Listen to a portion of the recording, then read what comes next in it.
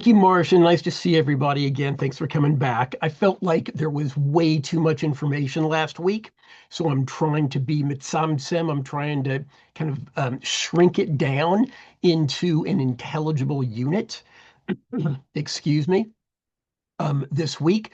So the name of the book that I'm working on is the Covenant of Israel: People, Land, and Torah.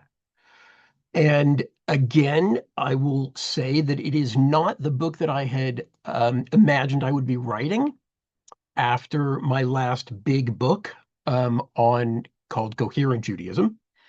But as a result of the upheavals of 10/7 and what I feel like the youth, meaning everybody under 50, that's now youth, um, would most profit from being reminded of, I have decided to go in this direction.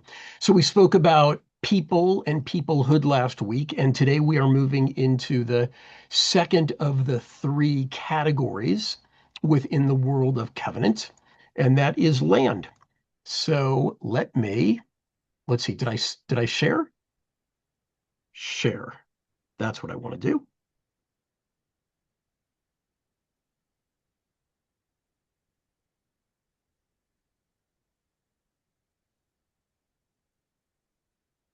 There it is. Okay. So one of the things to start off saying at the beginning is that the word for land and the word for earth is the same word, haaretz. And what I have found over the course of my research is that depending on the person's predispositions, when we see the word in medieval texts, it might be translated as earth or it might be translated as land, but it is rarely translated as the land of Israel. And in the literary inheritance that the medievals have, when you just say the word haaretz without any descriptor or modifying language or specifying language, you're almost always talking about the land of Israel. See, this actually took me a little while to kind of get used to. When I first started learning Jewish studies, Jewish texts at the Pardes Institute, my teachers would say Israel all the time. And for me, being an American, Israel was a place. But when you use the word Israel in many, if not most, text contexts where you're discussing text, the word Israel is talking about the people of Israel. So when we talk about the land of Israel, I think that's actually kind of a contraction. It's in elision. What it really means is that it's the land of the people of Israel. So when you talk about the covenant with the people of Israel, the land of the people of Israel, and the Torah of the people of Israel, like when you say the Torah of Israel, nobody thinks that you're talking about the Torah that only applies in the geography, in the piece of real estate called Israel. And I think also when you're using the word land, the assumption that the rabbis have is not that the land is called Israel, which is what we think of because there's a modern state, but it's because for the rabbis, the people of Israel live on that land of Israel. Okay, let's get into it. So I don't know if you will think this is, oh, Marcia, get ready to ooh and ah because I need somebody to ooh and ah at this. Because when I figured this out, I was like, oh my God, look how cool this is. Ooh and ah. Thank you. Okay. So people are probably familiar with both a ziggurat and a chiasm. So the ziggurat is the Babylonian temple that's on the right side. And it's like a pyramid, but it's got steps all the way up to the very top, and that's where the altar is. it used to be a sign of artistry to be able to write something in the form that the content of what you're writing describes. So sometimes people would write about wine and they would write the poem that they're writing in the form of a goblet. So that's, I think, what's going on here. So this is so cool. Abraham started in Babylonia in chapter 11, and then he went to Assyria, and that's where we find out that Terah, his dad, died.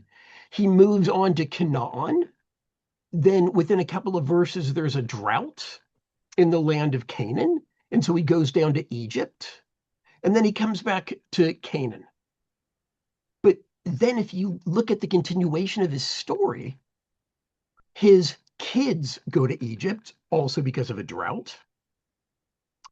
Then once the kids are in Egypt and they are liberated from slavery after 400 years of slavery and 40 years walking in the desert, they go back to Israel, the Israelite conquest of Canaan, which is parallel to Abraham being in Canaan. The first exile in 721 is by the Assyrians, and the second exile, where you have the destruction of the temple, is in 586 BCE, and that's the Babylonian conquest. So what you have is this very nice literary chiasm of A, B, C, D, E, D prime, C prime, B prime, A prime. But if you turn it 90 degrees, it's a ziggurat. And so whether you're looking at it as a chiasm or as a ziggurat, it's the stuff that's in the middle is the most important stuff. So Canaan, which then is the name of Israel, is the meat, is the center, is the heart, is the soul of this literary structure that we find in the Hebrew Bible. Okay. There are different theologies in the Torah because there are different authors of the Torah, but both major theologies could be called hydrotheologies. I don't need to read this because people are familiar as a result of, I think, the prayer book, that in the book of Deuteronomy, it says, when we are compliant with the covenant, we'll have rain in our season. And if we whore after our eyes and hearts, there will be a drought. And so, unlike the country of Egypt, where the Nile floods along the banks every year, and you have a dependable source of irrigation for your agriculture, right? By the way, the the narrow strip of land that is on either side of the Nile River is Tsar. Tsar means narrow. So Mitzrayim, the name of Egypt in Hebrew, means the narrows, right? Because the population lived on a narrow bank on either side of the Nile River. So the compliance with the covenant allows the Israelites to dwell securely in your land. Conversely, if we were unfaithful to the covenant, that would lead to drought and ultimately to exile. And so no rain, no national security. Ultimately, what the Bible is, what the plot of the Bible is about, and you can say this on one foot at a cocktail party and impress your friends and neighbors. The narrative arc of the entire Hebrew Bible is to get the Israelites to the land of Israel, keep them there, and once they've been exiled, to get them back. That's the plot of the narrative plot of the entire arc of the Hebrew Bible, which is kind of amazing that you can have, it's kind of like a, like a Russian novel. this saga that covers generations and generations and generations. And there's a storyline, there's a plot that runs through the saga. So this is the plot. And you can say it on one foot. It's about settling the land that the Lord our God has given to Abraham, Isaac, and Jacob. Okay.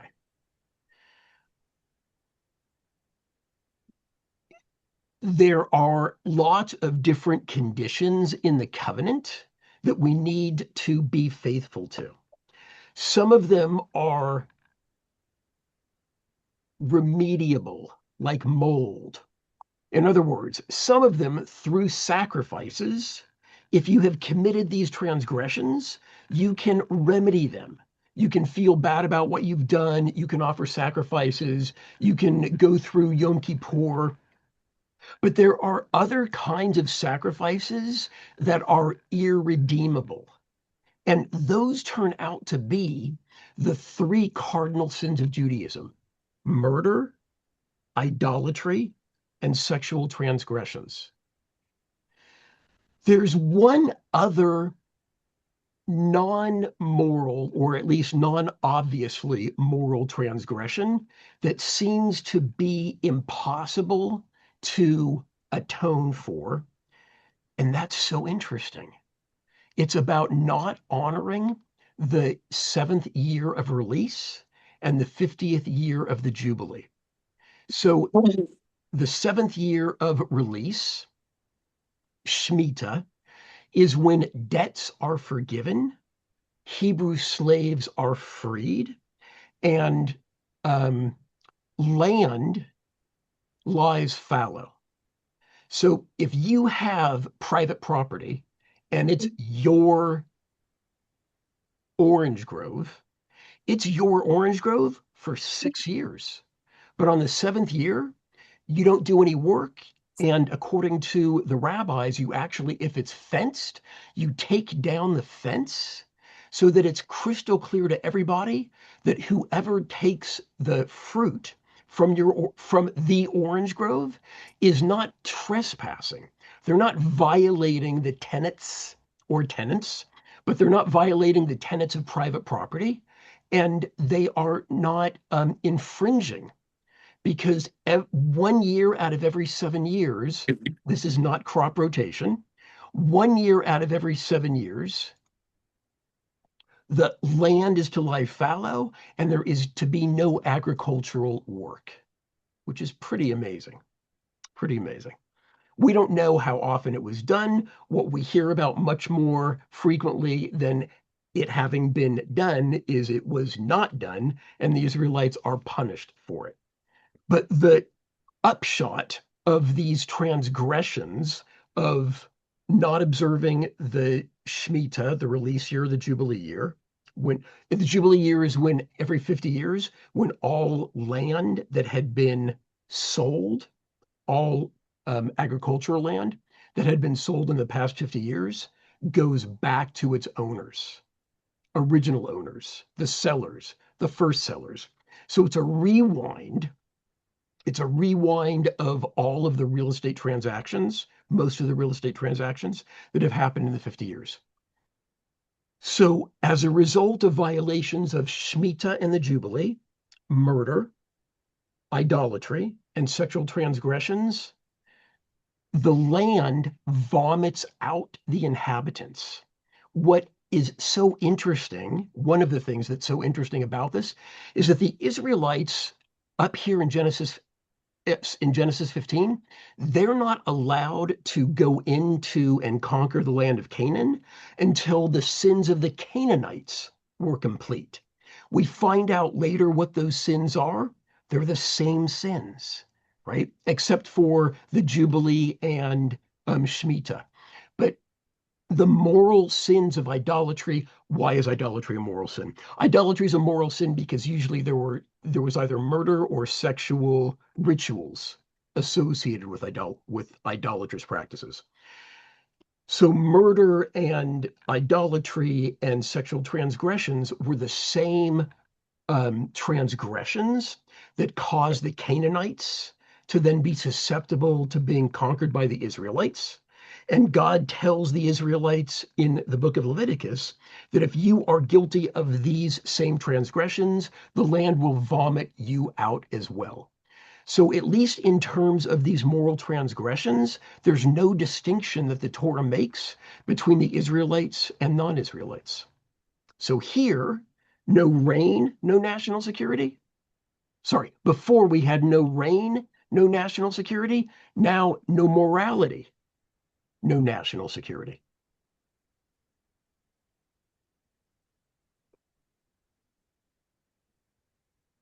And we have a perfect example of how this happens with Joseph in Egypt.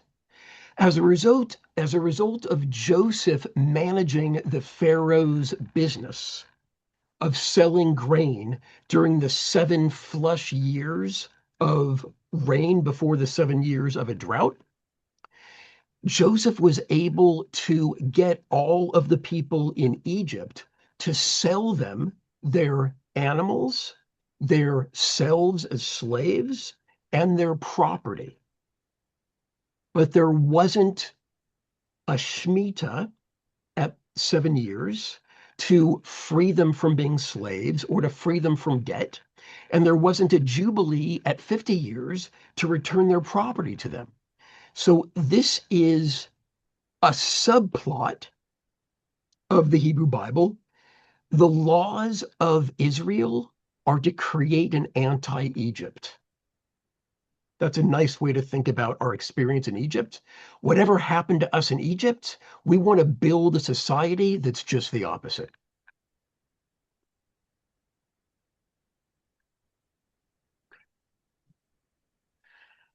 The Jubilee year, again, is every 50 years. All the real estate transactions are rewound. The cycle of poverty that had trapped some in its spiral in the preceding decades is arrested. The Jubilee is just another mechanism to avoid a permanent underclass who has fallen into irreversible insolvency. That's economically what it does, but psychologically, there's also this huge impact. Knowing that purchases of farmable land will revert to the seller in the Jubilee year will have the effect of curbing greed and temper the desire to acquire more and more and more property. Because you know that you can't take it with you. You can't take it with you, and you can't give it to your kids, because when the Jubilee year comes, it goes back to the seller.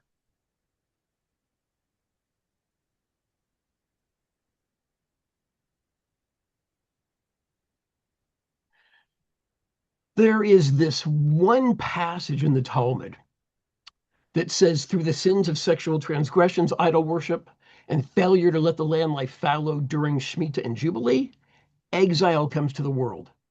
They exile the Jewish people from their land, and others come and settle in their place. Now, they get this from a passage in Leviticus, but ordinarily, every other statement about explaining why the land vomits out the inhabitants is about sexual transgressions, idol worship, and murder. So here it's interesting that murder, it corresponds to the failure to allow the land to lie fallow during Shemitah and the Jubilee.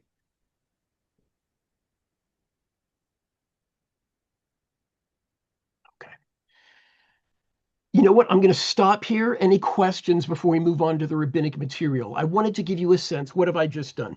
I've given you a sense of the moral sensitivity of the land, of the transgressions that are most egregious and therefore most likely to result in Israel being exiled from the land, and the plot of the Hebrew Bible being to get the Israelites to the land of Israel and keep them there. That's the whole plot, right? Don't lose the forest for the trees. The forest of the Hebrew Bible is getting the Israelites to this land that then takes their name, the land of Israel. Okay, questions, comments? I have a question. It's Marcia. I first of all, I think it's you're I did have a wow aha moment with the ziggurat recognition, so I really appreciated that. But what I Thank you. wanted to say is the challenge, of course, of the Jubilee theologically is who's the original seller? Meaning, who's the original seller of any home if three families lived there in a 50-year period? Which is the original seller? And of course, I think, the question is, how far do you trace that back? And ultimately, the original seller is the creator, God. But I love the theoretical notion of the Jubilee, which I've always struggled with because it never really made sense to me, trying to figure out, how far back do you go? But also that the that it's the anti-Egypt, that what it's doing, no matter who, it doesn't matter who the seller is. It just means that the current owner, regardless, even if it was sold 2 years ago, the current owner is not the forever owner. I understand that theologic now in a different way, but I guess I just wanted to ask you that question. So it goes back to the allocation of tribal allotments. So part of it is that you go back home. It's a homecoming because you're going back to the other people of your tribe. So if you're from Naphtali and the neighborhood's gone to Shimon and Dan and Yissachar, all of a sudden at the end of the Jubilee year, all of the Naphtali people come back.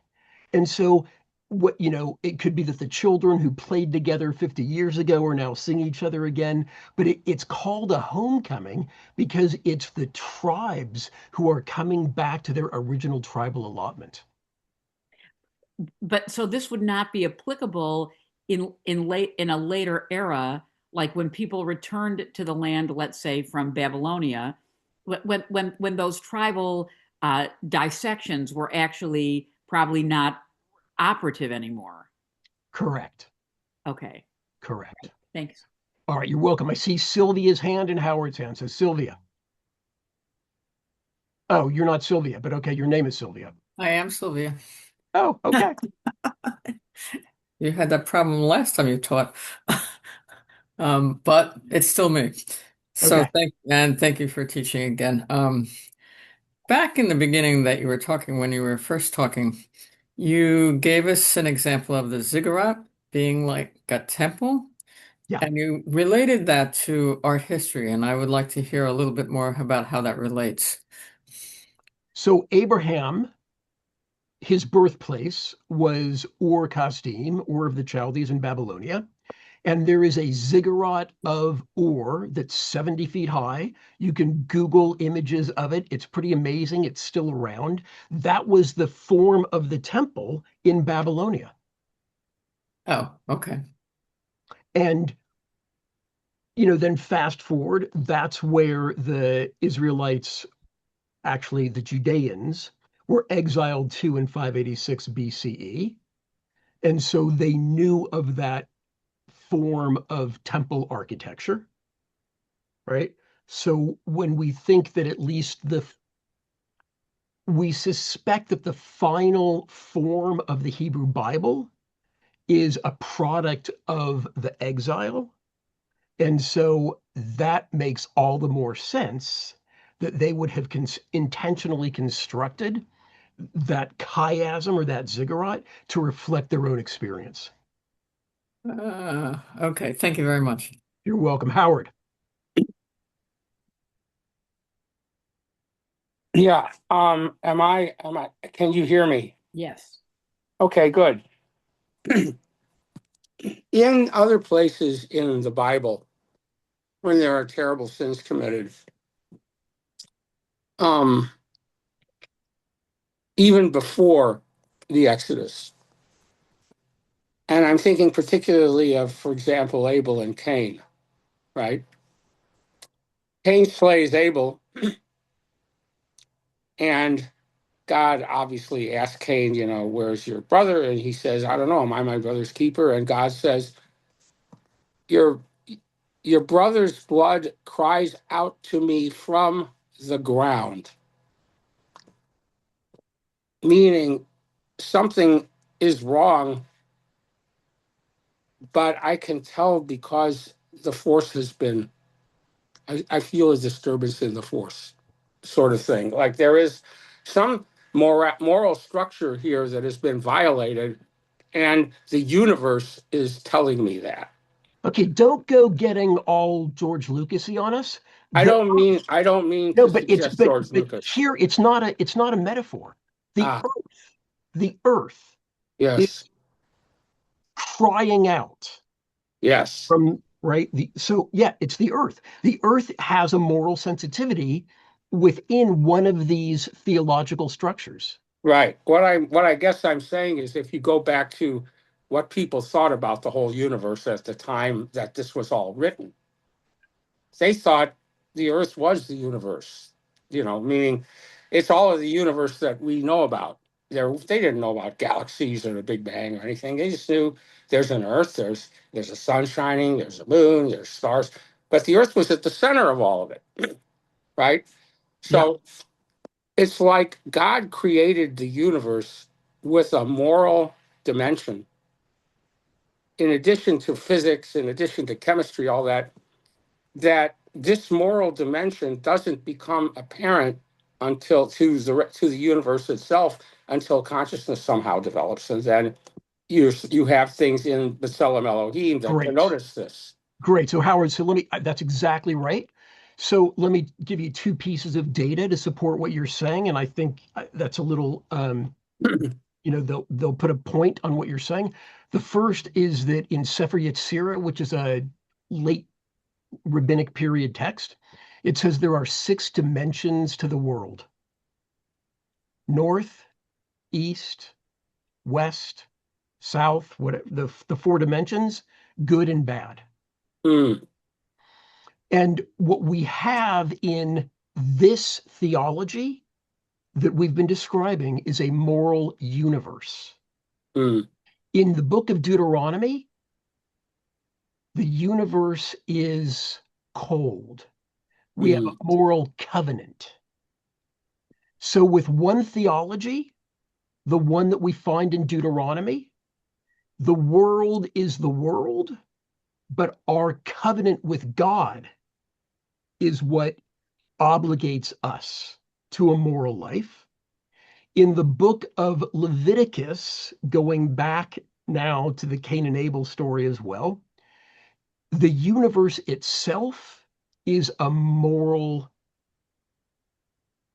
creature, is a moral creature. And so that's the distinction between these two theologies. One is a moral universe and the other is a moral covenant. Yesh koach. That was great. James. Let me just turn it on. James, you were unmuted before. Now you are muted. You need to unmute yourself. Okay, so I fully agree with you that is part of the Israel, the Jewish experience anti-Egypt, but I also think it's also anti-Babylonian too.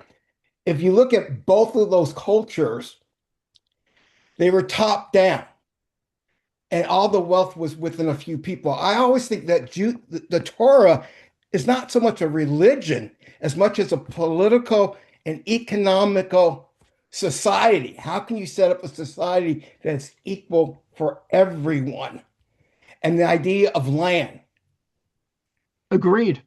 And, Yep. and you see, Accepted. you go back to Jefferson and the American experience, the whole idea of the yeoman farmer, that everyone would own a piece of land, and that will give us the democracy, this great middle class. I mean, even today, the value of owning land is so important to our society to keep the middle, can the middle class own land? We talk about the house. So I think this whole idea, to me, like you said, I think a lot of the Torah is really, like originally we weren't supposed to have kings or anything. I think they want to keep this society, an equal for everyone. That Yeah, after agreed. Satan, yeah. Accepted and agreed. Thank you. Okay. Yep. Babylon also is a source of a negative role model for us. Yeah. Okay. Any other questions? We're going to move on to the rabbinic material. Moving on. Okay, so on the left, maybe you guys have had a chance to see it. The Agadah of the rabbis about the land of Israel is over the top. It's the most beautiful place. Um, if you haven't seen if you haven't seen the temple during Sukkot, you don't know what beauty is, right? If you live outside of the land of Israel, it's like you're living without a God, right? All kinds of really hyperbolic, exaggerated statements. Um, but the halakha is also very, very pointed and very univocal about the centrality of Israel. So we all know that there are agunot, there are chained women whose husbands refuse to give them a get. That's because the halakha is that a woman can't initiate a divorce. The man has to initiate a divorce. This is not news to anybody, I'm imagining, because we're in the Advanced Learning Institute here. But if the wife wants to go to Israel and the husband doesn't, the wife is able to divorce and receive her ketubah, her divorce settlement. Flip it around.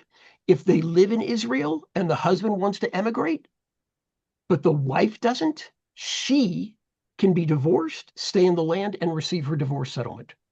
So, as central as patriarchy was to the rabbis, being in the land of Israel was more important. And this is where you'd kind of need to know legal material in order to really see the values that the rabbis had. So I would say that the plot of the Hebrew Bible is the same objective and goal of rabbinic Judaism, meaning the Judaism of the Talmud and the Midrash, that the whole purpose of the halakha in the diaspora is to maintain survival as an identifiable people with the intention of returning to political sovereignty in the land of Israel. I'm going to say that again because that is not very well accepted in academic circles, and I'm going to show you somebody who disagrees with me, who you all know and probably love, but we disagree about this. Just like the plot of the Hebrew Bible is to get the Israelites to Israel and keep them there, I think the primary objective of rabbinic Judaism, meaning the Talmud and the Midrash, from the destruction of the temple to the 8th century, something like that, is to survive exile as a people with a distinct national identity in order to get back to the land of Israel and restore Jewish political sovereignty. That's kind of a wild claim. But there it is. I made it. I'm standing by it. All right, let's go. Let's see it. One who was riding on a donkey. This is the Mishnah. This is 2nd century. This is really early, right? You're riding on a donkey, you're in the middle of the ocean, you're playing that game where you have the blindfold on and somebody twists you around, and it's time to daven. You don't know which way Yerushalayim is. If you know which way Yerushalayim is, you face Yerushalayim. But if you don't know which way Yerushalayim is, you think Yerushalayim. You think temple. So Jerusalem is our geographic and mental focus of our prayers. And that's not nothing. But more tellingly and more importantly, the Amidah, 3 times a day, every day, traditional Jews said and say, the prayer service, and the Amidah is the high point of the prayer service. I do not agree with the objective of prayer as it is stated in the prayer book, but what I agree or disagree with is irrelevant to what is in the prayer book. If you look at the way the prayers are structured in the Amidah, the blessings, the 18 blessings that are really 19 blessings, there's two tracks. The first track goes from the individual person to the community, to the people of Israel. And the second from the dispersion, right, or the exile, to the restoration of Jews in their homeland. The final three blessings, which are the same for every Amidah, beseech God's presence to return to Jerusalem, rebuild the temple, restore the hereditary line of King David. I misspoke. The final blessings in that second track that culminates in national redemption is about God's presence returning to Jerusalem, to rebuilding the temple, and to restoring the hereditary line of King David to guarantee our salvation. That's for 1,500 years, folks. That's what Jews prayed for 3 times a day, every day, to get back to Israel, to rebuild the temple, and to have political sovereignty under King David. I think we need to change that. I think we need to tweak it, but that's me as a theologian, not as a scholar. Every single day, 3 times a day, we were looking forward to and rehearsing Jewish political sovereignty in the land of Israel. There is no better evidence that that was still part of our agenda. Okay, Ria, I see you. I'm gonna take questions in just a second. Okay. So as we move from the Middle Ages, as we move from the rabbinic period to the Middle Ages, the question of living in the land of Israel, which was a mitzvah in the Bible and in the rabbinic period, is it still a mitzvah? Is it still a live commandment? And so Ramban, Nachmanides in Barcelona, said it was. He got into a disputation in the 1260s with a Dominican friar who was a former Jew, and he did so well that he had to leave because he embarrassed the Dominican friar. And so King James gave him several hundred units of currency.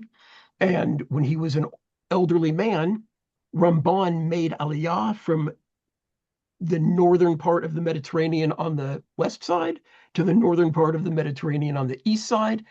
He went to Jerusalem, but he ended up in Akko.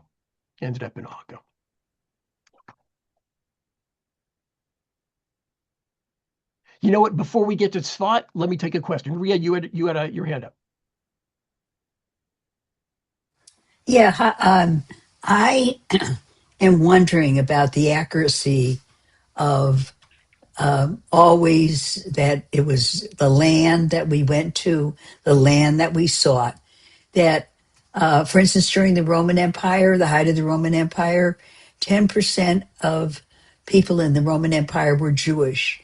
I think we were always a diasporic people, and that the the goal of the land is more spiritual than actual. And so I didn't, what I'm wondering is, what is the take, the general take on the accuracy of us being a people of the land? So this is a disputed claim right now. There are those people who, like you, suggest that even though we're praying for this 3 times a day, we don't really mean it. And we're happy where we are. And Not need it or not happy, but there is the goal. There's a goal, an emotional goal, a spiritual goal of having the land. But in actuality, it never really was that it was always a place that we sought and not necessarily obtained completely. So yes, so that's obviously true that we didn't obtain it. right? That's obviously true. The question is, I think what is dividing your suggestion and my suggestion is how seriously to take this expressed desire to get back to the land of Israel when the moment was ripe. And there was a dispute about when that moment would be ripe. Would the Messiah need to initiate the process, or would the Messiah need to culminate the process? So if you look at the way the blessings are arranged in the Amidah, it's clear that we're not praying for the Messiah, the descendant of King David, until the kibbutz galuyot, until the ingathering of the exiles has happened, until we've reestablished ourselves as a people in the land. So from the sequence of the blessings in the Amidah, it's clear that the Messiah doesn't initiate the process of redemption, but culminates the process of redemption. Having said that, there were still other voices from the Talmud and ever since that absolutely said, no, we can't make any large-scale moves toward repopulating Israel, the land of Israel, until the Messiah comes. So I don't, I don't know that there's a consensus, but I can tell you that there's a dispute. There's a dispute. Shai, I just Okay, want to say, first of all, Marcia. so interesting. I'm loving this. I'm going to have to go in a second, but I wanted to just say to everybody, thank you again for being here. I'm so glad we have another week with Rav Shai, and I just want to do a plug for if you live in Orange County and you appreciate the Advanced Learning Institute and you're able to join us for our 10th anniversary celebration. I put a link in the chat to how you register. If it's a little too expensive for you, but you'd like to come, please email me. You can and let me know. We'd still love to have you there. And there will be two of our great ALI scholars, both David Lazar and Daniel Levine, will be teaching on site for the first part of the event. It's an outdoor music festival. It's not fancy, but really, I think a lot of fun and a culmination of our first 10 years. May we have more. And I wanted to say thank you, Shai, and look forward to seeing you. Bye. Thanks, Marcia. Okay, Sylvia, you had your hand up. There we go. Yes, I did. I was harking back to Ria and the conception that we were always kind of nomads, and that's why we ended up in places like Italy and stuff like that, even before we were kicked out of Israel. And while I agree with that, I would say that what you're about to talk to hopefully will address why anti-Zionists in the 19th and 20th century are anti-Zionist, in that my understanding is that the Amidah is, and maybe teaching us that that it's up to when we've gotten when we've gotten our act together, then the Mashiach comes back and says, "Okay, we're all going back to Israel." Um, and that's part of the question, is that, do you think that's correct, that theory? Because there's so many people, I mean, even in the face of World War II and the Holocaust, who still say that we pray to get back because we pray because that's, and we can't take it ourselves without God coming in. So, what I can say is that there are at least two different arguments against Zionism. in the late 19th and early 20th centuries. One is from the religious Jews who are terribly insulted at the idea of secular Jews founding a new political entity. They see it as secular and anti-religious, which it was in many ways.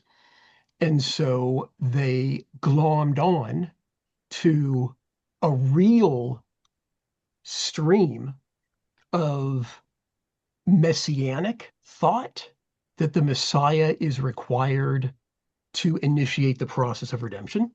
So there's that religious argument. And then there's the secular argument that what are you doing? Emancipation has finally happened. We're being accepted by the French and the Germans and the Dutch and the Italians. Like the problem was that they saw us as a different people. Now that we're finally being accepted as, no, I'm one of you. I'm just of the Mosaic persuasion. I'm just of the Jewish faith, right? You Zionists, you're coming and saying, no, no, no. We're really a people, and just like every other people has a land, we also need a land. So Sylvia, that's my way of saying that we're going to talk about the different arguments. Yeah, we're going to talk about Thank you very much. I got it. Thank you. All right. So I mentioned SWAT last week, and this just gives you an idea of the explosion during the Ottoman Empire after the expulsion from Spain.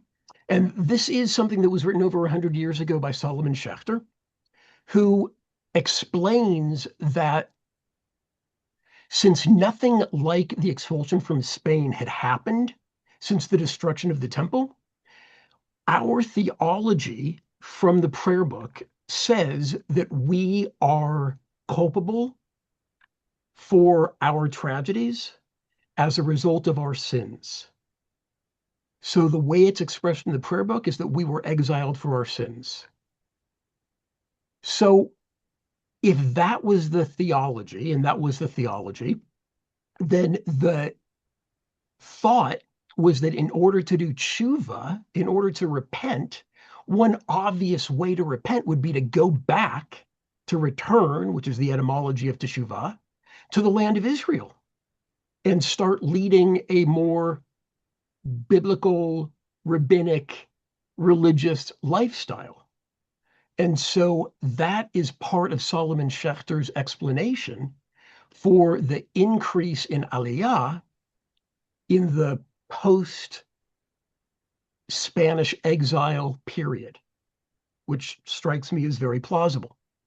And so, Ria, this is what Solomon Schechter is writing over 100 years ago.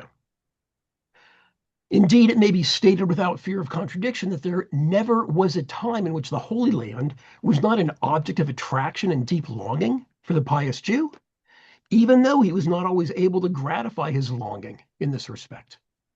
Because when the Christians were in control of the land, the Jews weren't allowed in. Oftentimes when the Muslims were in control of the land, there was a depression. There was no way to make a living. There was no way to reestablish community there. So there were economic obstacles. There were political obstacles. There were religious obstacles. But those were surmounted, right? Some of them, if you're pious enough, no obstacle is big enough to prevent you from making aliyah. But clearly in the 16th century, we had this explosion, this population explosion. So this is what I started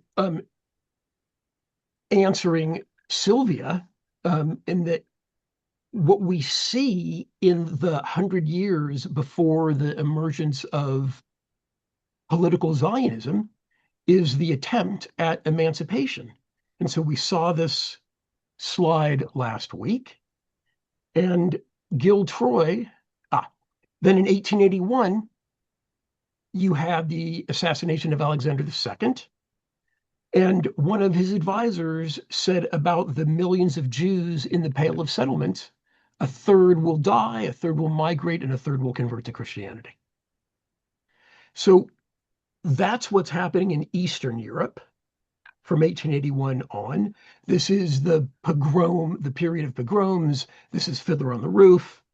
And in Western Europe, we have the complete failure of emancipation. I'm not there yet. Sorry.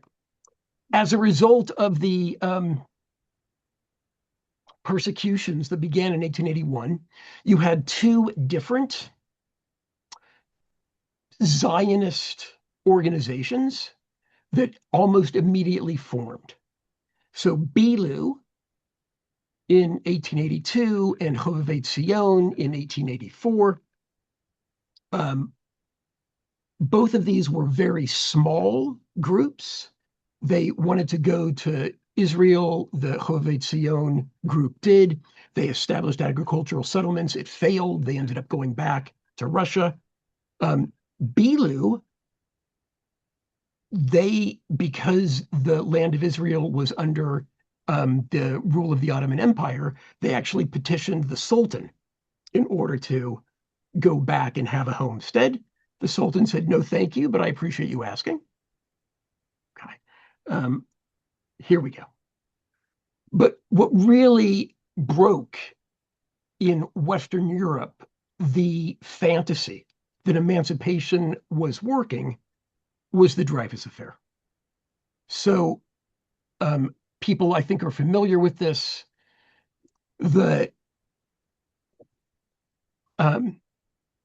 Excuse me, let me take a little sip. So Captain Dreyfus was accused of espionage. He was innocent. It seemed as though eventually people found out that it was someone else, a man named Esterhazy, who was responsible for the espionage. Esterhazy was tried and acquitted. Dreyfus was brought back. There was a second trial. Again, he was found guilty of espionage. And at that point, it was clear to the intelligentsia in France, including Émile Zola, and the Jews, that he was being framed because he was Jewish. There were unprecedented levels of anti-Semitism in France and pogroms. And this is what tipped the scales. Two of the journalists covering the Dreyfus Affair were Theodor Herzl and Max Nordau.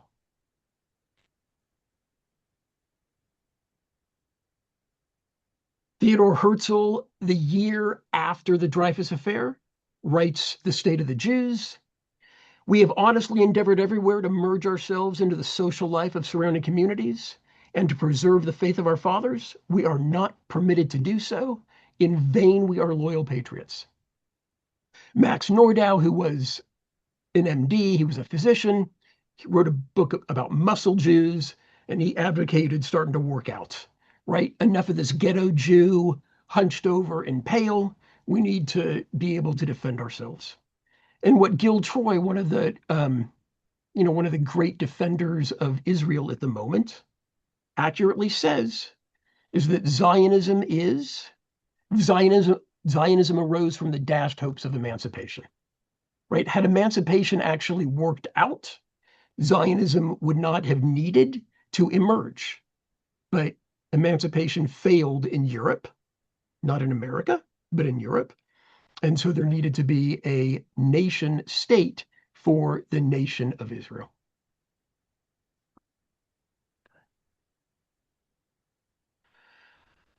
Okay, so let's do a little bit of review here. So what I've tried to show you is that for the rabbis and in the Middle Ages, the halakha and the agadah and the kavanah during prayer and the liturgical text of the Amidah all pointed to the land of Israel. And as Sylvia has asked, there were opposing forces in both the secular side for those people who didn't want to interfere with the possibility of emancipation, and the religious side for those people who didn't want Israel to be founded by secular Jews against Zionism. So I don't want to push forward in Zionist history anymore. We know what happened. But what I want to do for the next couple of minutes, and I encourage your comments here, is to ask ourselves, for those of us who don't live in Israel, how do we understand our how do we understand the centrality of the land of Israel, even in our contemporary prayers, if we're not living in the land of Israel? So I want to start by looking at something in the Middle Ages. This is Maimonides. It is a law about the requirement to tithe produce.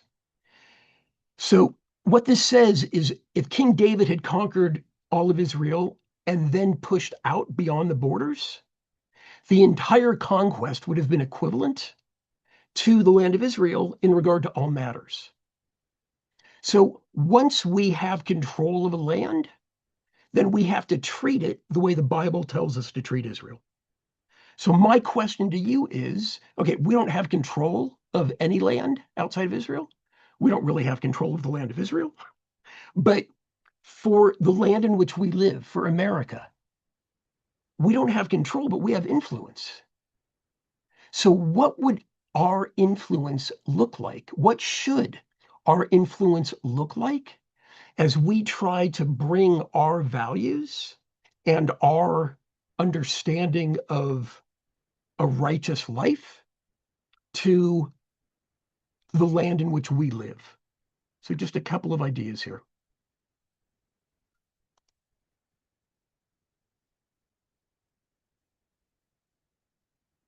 Sorry.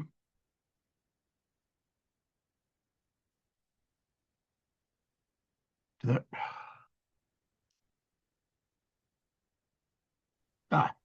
so there's this third category. There's Israel, there's outside of Israel, and then there's like this adjacent to Israel category. It's in the Talmud. And so I want to like think about this. There are Jews there. We come back and forth. We travel. We live, and that's called in the Mishnah in the Talmud. That's called Syria, and it is a person who purchases landed property is comparable to one who purchases land in Israel with regard to taxes and the sabbatical year.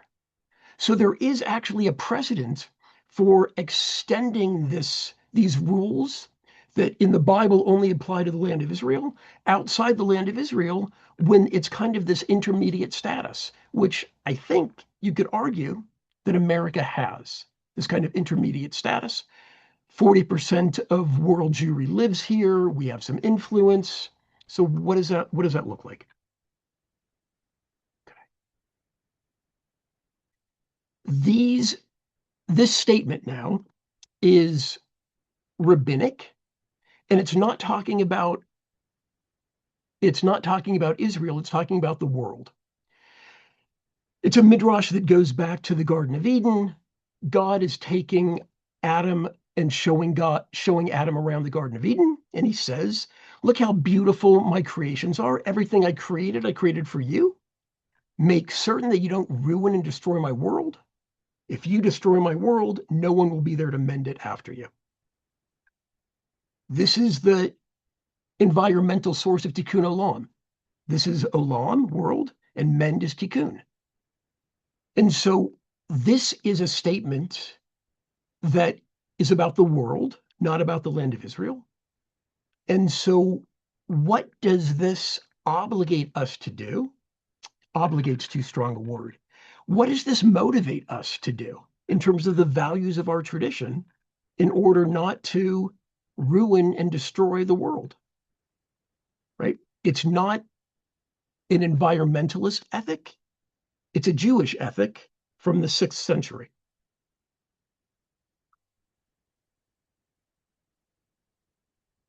People know Brad Artson. This is the person I'm going to argue with.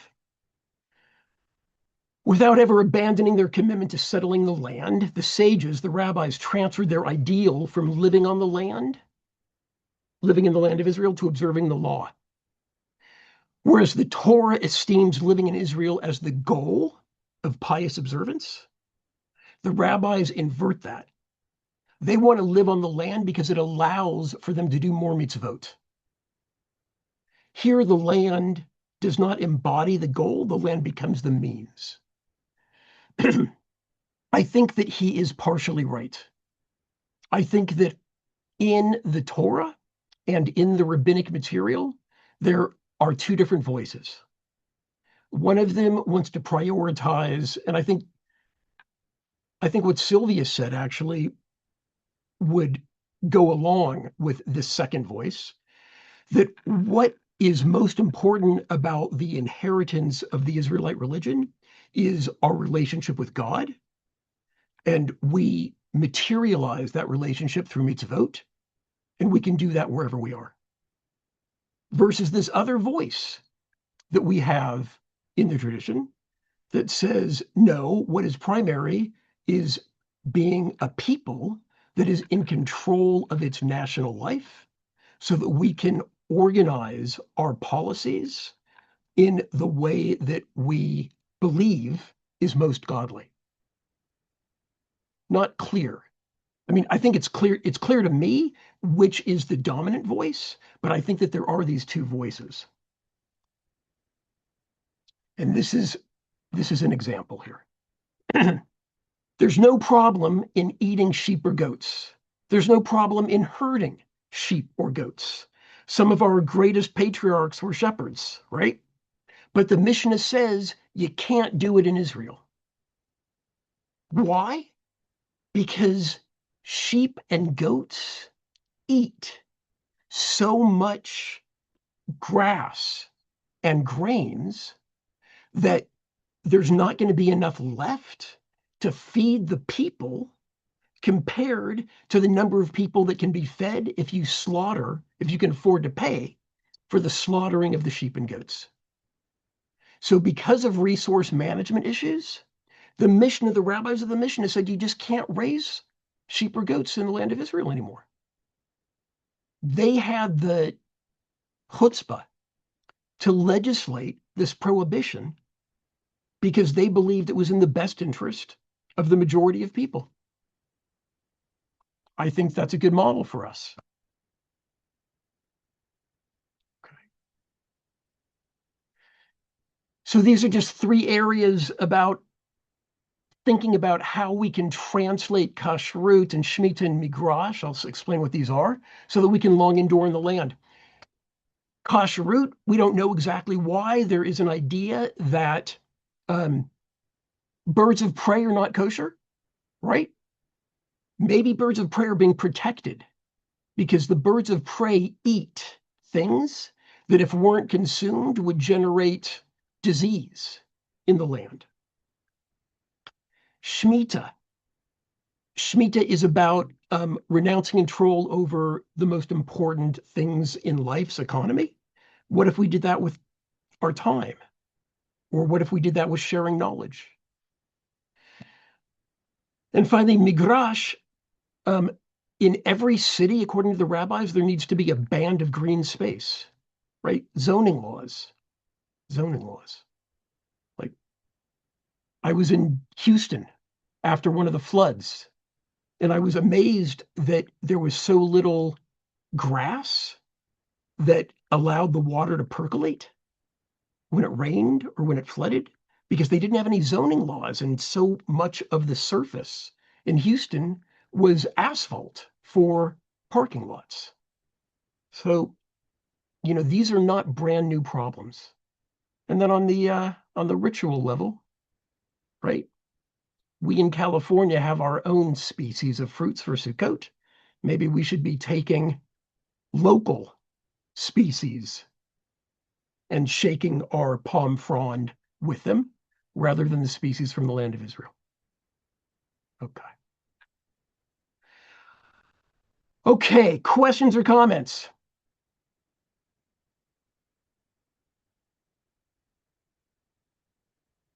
Nope. Yeah, me. You, go ahead, Susan. Me. Yeah.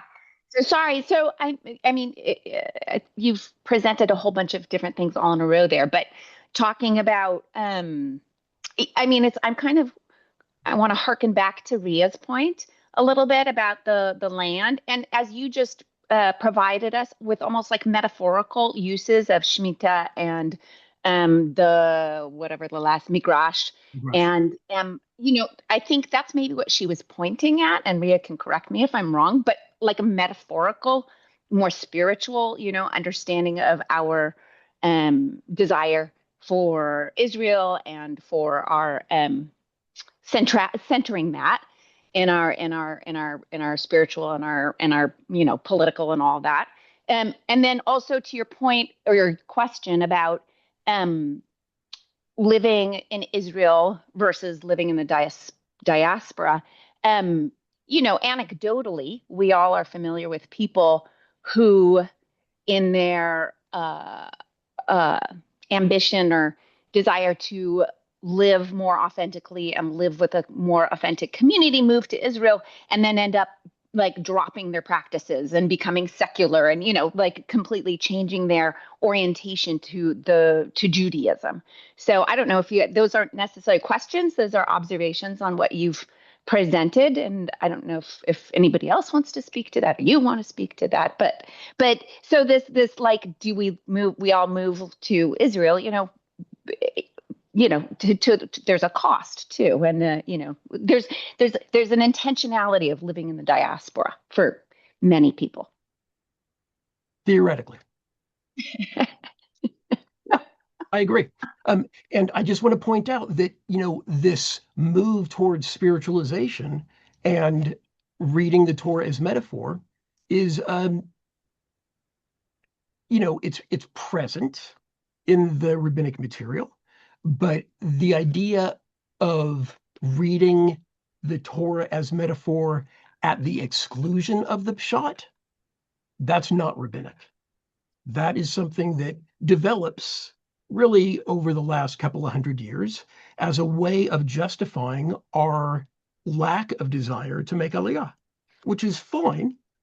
But you don't really see anybody saying Judaism was never about going back to Israel. Judaism was about bringing our values to wherever we live. You don't see anybody saying that before Samson Raphael Hirsch in the middle of the 19th century.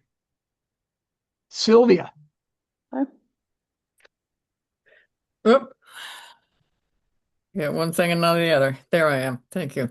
Um, I was This last discussion made me think about that in the beginnings of this country, farmers had their version of Shemitah in that every 4 years, one part of the land was let go fallow, and then every 4 years, the next part, and it's a cycle. And that's kind of really based on what we're talking about.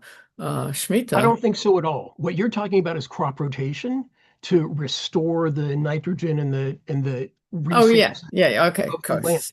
Shemitah, everything goes fallow on the seventh year. Nobody does any agricultural work. That's right. That's right. I know that. I remember that. But the um, the point I'm trying to make is that as we grew as a country and get into more industrialization, these practices, which were pretty universal, um, went became more secularized because of industrialization. And what happened in Houston happened in many, many cities. That the freeways, the highways. I mean, when I first came to the first time I came to England and to Southern California in the 1970s, Orange County was filled with orange groves, and now not so much. And what has it done to us? I don't know, except for maybe overpopulation and more chances of mudslides and all other things that we deal with, and fires. So there was all of that, and And also one comment I wanted to make was that that the way I have always learned, and it was interesting to see a different viewpoint, was that tikkun olam means spreading our values wherever we are and doing the mitzvot wherever we are. Doesn't it doesn't depend on making aliyah. Yeah, I don't know. Do you think that I was saying that Tikkun Olam is Israel dependent or Israel specific? No.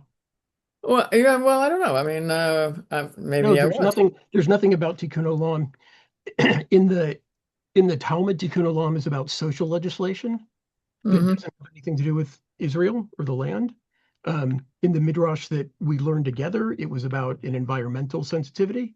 And then in Lurianic Kabbalah, it has to do with the mending of the world after the failed attempt at creating a space that was devoid of divinity for Right. God to create the world. So different groups have used the idea of tikkun olam in different ways over history, but I don't think any of it's dependent on Israel. Okay. Thank you for clarifying that. And thank you for being here. I mean, and hope to see you next week. Okay, is that it, everybody? All right, thank you. And the questions that came up, really good questions, and those are right. The Mishnah says, "Machloket l'shem shemayim sofa lehitkayem," that these kinds of disputes that have um, the disputes that have legs, like the questions that we asked today about really the purpose of Judaism and the purpose of diaspora living, those are going to continue to engage our neshamas. So I look forward to continuing to engage with you all next week as we move into Torah. Okay. Bye, everybody. Bye. Thank you so much.